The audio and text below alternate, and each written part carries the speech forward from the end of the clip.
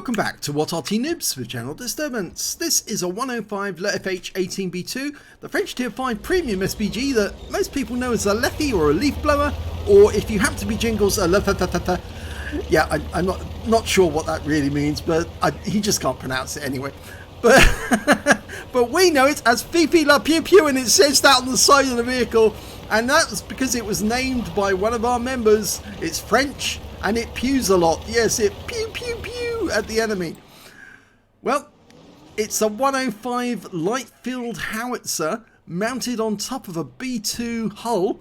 The B2 is the Char B1 chassis, as the Germans amended it, because they did engineer it and change it around a bit. So it's a very accurate light field howitzer mounted very high on a heavy tank, and that makes it quite deadly because it can do things like this. It not only has got a fast fire rate, 7.85 seconds, it's got a very wicked gun, and oh, he hit a wreck there because it had been killed a second or so before. This is a tier 6 game, tier 5 Arty. Yeah, the gun is very accurate. It's got a very fast fire rate, 7.85 seconds, and this is one of only 2 premium SPGs that Wargaming has in World of Tanks. And they should have more, because we've actually suggested a few Artys that they could include in the game, including the Hetzer Arty. Yes, the Germans did actually build an Arty based on a Hetzer. It had a big 15cm gun that fired out of the top of the vehicle. So it looked a bit like a mortar, but it was a very efficient design, but never got put into combat apparently, because although the Germans are supposed to have ordered 33, they don't appear to have been built, because nobody can work out where on the books they were actually sent if they were built.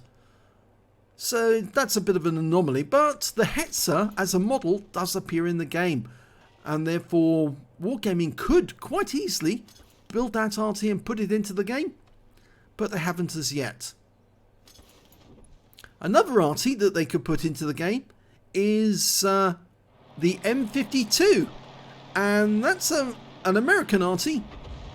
Oh, that leopard almost flipped himself there going over that rock. It's an American Arty that looks very similar to the M53 and the M55, but it doesn't have a high caliber gun. It only has a 105mm gun, and they built more of that Arty than they did of the M12 or the M44 for that matter. And it's quite an important little Arty because it's based on the same hull as the M53, M55. So again, it's an Arty that Wargaming could easily put together. They've got the models already. All they've got to do is change the turret and mount a 105mm gun in that turret, and that means it could take vents, which means that it could obviously have a much improved fire. Well, he's got his first hit there, JohnnieP. JohnnieP's the commander in this vehicle. I'm not sure if I mentioned that right at the start of the game. You may have just seen him in a battle with an M44. This time he's in the 105 leFH18B2. And he's got a lovely hit on that VK, who's about to die actually because he's very low on hit points. This shot should kill him. Oh! He dies to another VK 3601H before our shell arrives. But now he's got a KV2 to fire at, and oh, the shell zips over the top of his turret, lands behind him. In fact, now he's got 2 tanks to fire at, and he's going after the KV1, and he hit the KV2 because there was no explosion on the KV1, and we can see him. So it must have hit the KV2, that shell. Well, he gets another hit on the KV1. You can see where the other shell landed because it's actually hit the turret. There's a little yellow mark next to the red star, and he's hit him again. So there's a whole bunch of enemy tanks sitting up on top of that little ledge. I think he aimed that one at the leopard, but he's going after the KV2 again. And as I always say to Arty players, look for the null point. The point at which the focal point, the point they which keep rocking through, that's the place where you should put the shell, because that's the place they're going to be when they keep rocking backwards and forwards. Okay, he's now looking at a Cromwell and he's lining a shot up ahead of him. Fires the round in. It lands long, so he doesn't get that hit on target. So what are the other premium Arty we suggested to Wargaming? Well, one of them is the real SU-122. The one you actually find at tier 5 on the Soviet tech tree is actually a fake Arty because it's based on the SU-76 but with the 152mm gun. So it's very similar in design to the SU-76.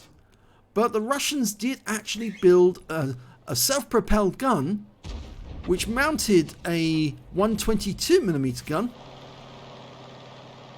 And I believe they could have mounted a 152mm gun as well. And it was an enclosed Arty again. So it looks very similar to an SU-152, but it was Arty. And that shot hit the rear of the 88, 30 hit points damage. It looks like it's tracked him. He's fixed his tracks, he's moving again. JohnnieP's fired another one in. This time it hit the ground in front of him. Didn't track him at all, but it made him think. And that one didn't go through the armor at all. He's getting very close to our KV-1, but we've lost sight of him temporarily. We fire a blind shot in, and he hit target.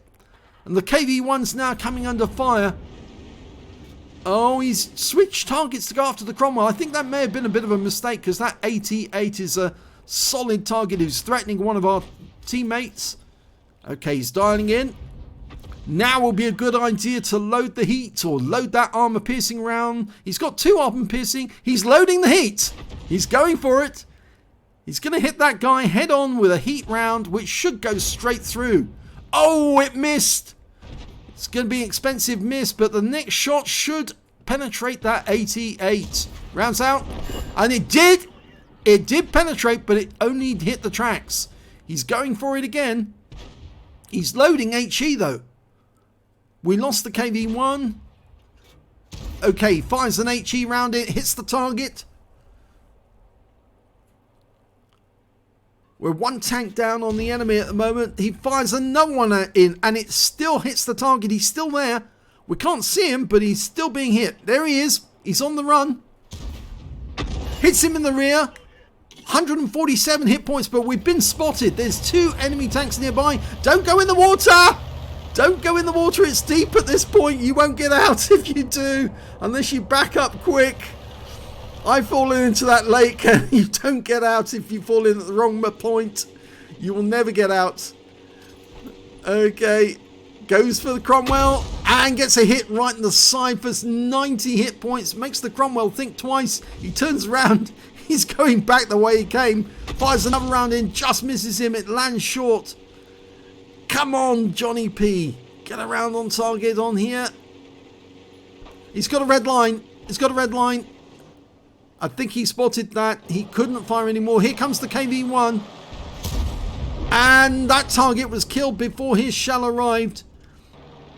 This Cromwell is very close.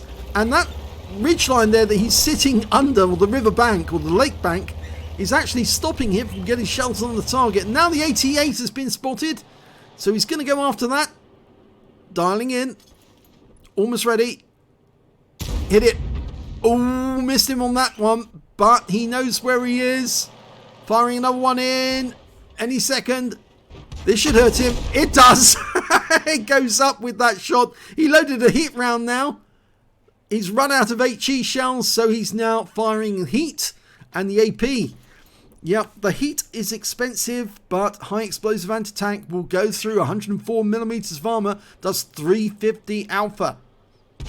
The AP rounds still go through 64mm of armor, and they've got 350 alpha as well. It's a long range shot if he fires at that Hellcat, but he's hoping and waiting for his teammates to spot the enemy. There's no point in him firing until he's absolutely certain he can hit the target. There's the Hellcat. Okay, line him up. If he stops, get it bang on target. Rounds out. This looks good. Oh, it hit the side, but it didn't go through, so it probably hit the tracks. He's coming towards us. We're loaded. Remember, this is heat. He's headed for the water. He stopped in the bush. That's it. Rounds out. This should hit him. It does. Look at that. That was a penetrating round. 319 hit points. Went straight through the armor on the Hellcat. He's badly wounded now. He's only got a few hit points. And it's our Hellcat gets the kill on the enemy Hellcat. And there's only 3 enemies left. But the problem now is JohnnieP's only got 3 rounds left. Only 3 rounds for 3 enemies. Well, it's a fair bet that some of those enemy tanks are up in the north area of the map. KV2 was last seen in A7, but I suspect he's returned to his own cap. The Hellcat's making a quick scouting run. We've got another teammate in the Stug 3G. He's making a run up the east side of the map towards the hill to try and find that KV2. That Hellcat player's got 4 kills, so I wouldn't be surprised if he actually did go hunting for the enemy, but he's just gone into the cap and he's been spotted. A little light bulb appears against his icon on the minimap, which means that the enemy's seen him. They know where he is, and he pulls away from the cap, and there is the KV2. He's low on hit points. JohnnieP's dialing in. He's got his last heat round available. If this hits target, he could do an awful lot of damage to that KV2, but he wants him stationary in order to hit him, so he doesn't waste a round. Hellcat's going up to another quick look, using the bushes next to that rock. Let's bring the minimap up a bit so we can see exactly what's going on.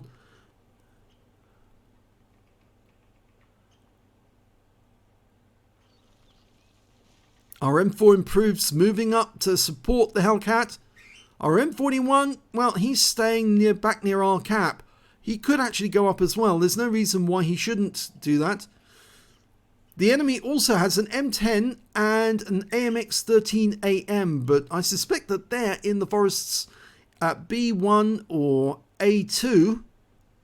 Our Stug's coming down the other side, so we're going to catch them in the crossfire for sure. And there's only 2 minutes 38 seconds left on the clock, so they need to do something soon, or they will have to kill all of the enemy tanks, or have more than one in the cap. Remember, it takes 1 minute 40 seconds to cap out.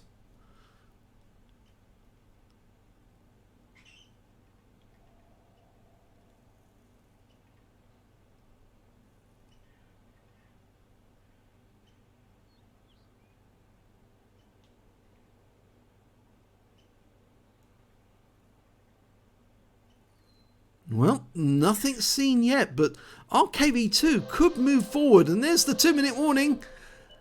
There's the M10. He's been found. The Stug's found him in the north.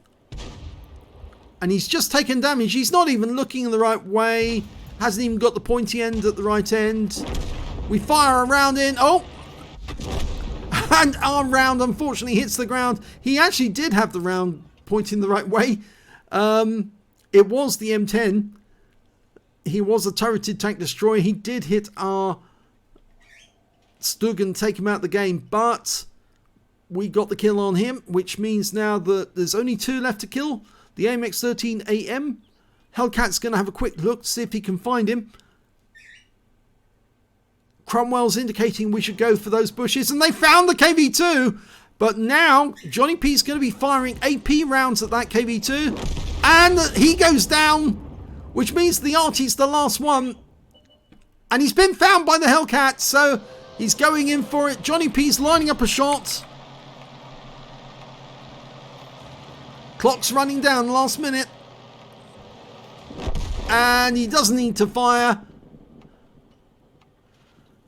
The Hellcat saw to him. Or it was the M4. What am I talking about?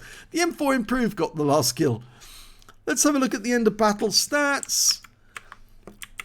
Well, it's the second class tanker for JohnnieP in the 105 leFH18B2, and get this, he got a bruise medal for getting at least 5 critical hits. He got 9, but he got 2 epic medals in that game. He got the High Caliber for dealing the most damage in the game, and he also got a Confederate for hitting more of the enemy than anyone else, at least 6 tanks, subsequently taken down by other teammates, and his win rate for the game was 3,952, which means he was really rocking it.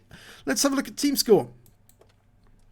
Well, there you go. Yes, he did get the highest damage, 1,834 hit points of damage. The next high scorer was the Hellcat, who managed to get a patrol duty and 1,465 hit points. And after that, it was KV2 on the enemy team with 1,400. When it came to kills, though, it was the Hellcat. He got 4 kills in total. 3 kills went to the KV2, and then 2 kills to the Cromwell, KV2 on the enemy team, the 88 and the M10. And we can see that JohnnieP only got the 1 kill. When it came to base XP, it was the Hellcat. 1,100 base experience points for him, 670 for JohnnieP, 603 for the VK3601H. He fired 40 rounds. He only had 2 rounds left in the mag at the end of that game, and they were both AP rounds. He fired, he got 17 direct hits and 1 penetration. You saw that penetration was on the Hellcat. Went right through him, did max damage. 15 splash as well. Damage of 1,834 hit points, of which 1,609 were up more than 300 meters. You can see that the enemy got very close to him when they were coming down the forest on the east side of the map. He damaged 7 of the enemy, killed 1, and earned 41,378 credits from the game, got 20,689 from personal reserves, total came to 62,066, and after ammunition resupply he took away 37,586 credits. He picked up 2 bonds, one for getting the High Caliber and one for getting the Confederate, and he earned 1,005 XP from the game, times 2 for the first victory, 402 for this being a premium vehicle, and 502 for personal reserve bonus. I think that's 50%. And his total came to 2,914 experience points altogether. And he said this was his second good game with a second class bruiser and High Caliber. So nice battle, actually. I was very surprised that you managed to get 2 epic medals at the end, but you must have been pumping those shells out on the enemy. And you did get some nice hits, blind hits. In fact, that hit on the KV2 was a blind shot at him, aimed at the KV1. It hit the KV2 turret by mistake. So it's a nice bit of hit points off that tank. If you enjoyed that replay, please give this video a like and do subscribe to our channel. Hit that little notification bell, the button. That will let you know when a new video comes out. And thanks for watching.